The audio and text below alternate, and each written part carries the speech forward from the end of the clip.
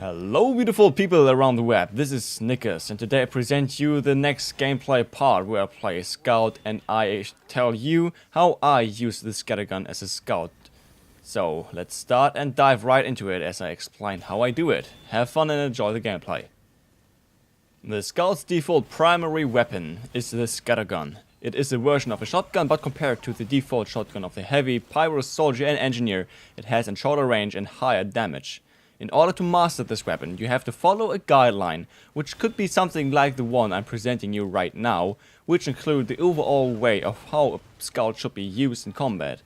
This summarize will be the last of the scout, and the following information about any other weapons will not include any tips to the general behavior of the scout class. Rule number 1. Perfect aim. I believe this is the most important rule of all. If you can get your aim onto the target, you will kill quickly and highly increases chances of survival. Good aim equals high damage. High damage equals points. Staying alive and helping your team better. A dead scout can't contribute anything to the team, but a living one can make the difference between lose and win. Rule number 2. Range. The second most important guideline to follow is the range in which you engage enemies. If you are too far away, you don't deal any damage, but even if you did deal damage, you just alerted the target of your presence, and this eventually gets you killed. You really have to think around the corner and try new ways of approaching enemies. This surprise effect is essential to ensure a quick kill and achieve success on the battlefield. Sneaking up on enemies and directly deploy the shots in their backs from point blank range will guarantee maximum damage and a maximum efficiency. Rule number 3. Movement. A quick change of positions will throw off the aim of you and will surprise enemies, which is essential to a good scout, as previously stated. Watch out for the X-axis. Use the scout's speed to move around enemies in order to maintain a steady aim. You want them to walk just one direction. If they move left and right and you stand in front of them, it is difficult for you to land a hit.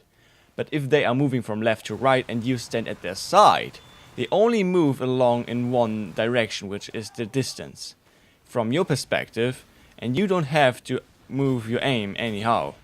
This is especially important when it comes to flank people and quickly take out enemy targets.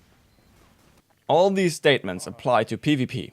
In MvM you can apply everything as well, but you have to keep in mind that the robots will eventually still aim at you, even though you hid behind obstacles and broke the line of sight.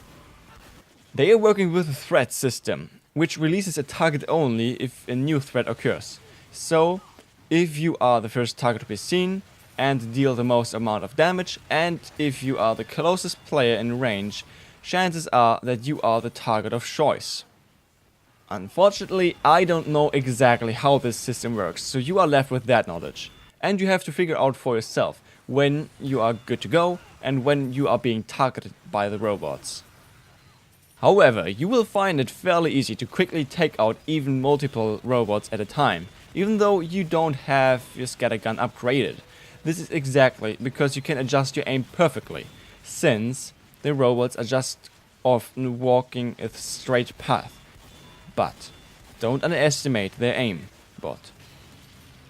So I thank you guys for watching. I hope you enjoyed this gameplay and I hope I could help you with that. How I put the scattergun into use as a scout. If you have any questions, feel free to leave a comment in the comment section down below or write me a private message. I will answer them all. That's a promise here, and I will not break it. So we see us next time when I review the next primary weapons. I think about having a new change, how I review and how I put the reviews together. We see us next time and maybe with a new put together of stuff I can talk about. So see you guys until then, as always. Keep it up. However, in return for his potential agility, he has the least amount of health alongside the spy. His vulnerability is not an easy task to handle when playing the scout.